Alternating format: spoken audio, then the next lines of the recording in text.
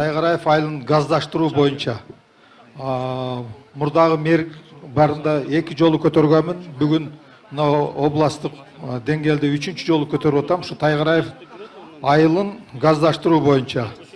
Бул биз Тайгараев айылы шаарга кошулганыбызга 40 жылдан ашып калды. 40 жылдан бери эми айта кетсе Тайгараевка бир дагы объект салынган эмес экен. Бир-эки азыркы бир садик менен бир спорт залдан башка.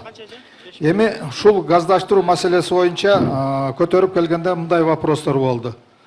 Мынау шаардык газ органы бар, газдарды иштеткен. Ошолорго кайрылганда булар специалисттерди жөнөткөн бизге. Специалисттер бизге мынау шаардан Тайгараевка чейинки газопроводдун өзүнө эле өткөрүш үчүн 46 миллиондон 49 миллионго чейин акча эсептеген. Аны алар айткан биз хоз расчетпуз, акчаны 46 ушу 49 миллион акчаны элден топтоп берсеңер, биз Тайгараевдин центрине чейин главный немени газопроводду магистраль тартып беребиз деп.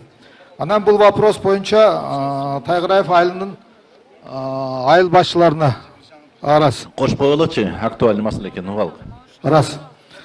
Ошол Тайгараевдин айыл башчыларына, айыл өкмөтүнүн башчыларына койгондо вопросту элден топтогула деген. 46 миллион, 49 миллион акчаны элден топтош бул реальный вопрос эмес экен да.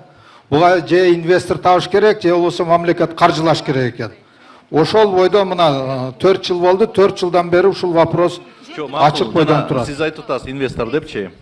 Анан инвестор алып келсек, ошону алып келген салып берсе, ошондон төлөп бергенге даярбы ошо эл? Эл ошол 49 миллионду топтой албайт экен. Жок, топтогон эмес. Азыр мына инвестор алып келелик, ошол салып берсин. Анан салып бергенден кийин ошол акчаны 46 миллионду ошол жактан график менен бөлүп бергенде, ошону чыгарып бергенге даярбы? Эгер газ ар бир үйгө кирген болсо, бар негизги 80-90% эл бергенге даяр. Ким? Вице-мэр Дамир. Ушул маселени чыккыла, жана газификация боюнча ошол жактан сунушту кирип карап чыккыла, комиссияга жөнөтүп. Хорошо? Жарайт. Хорошо.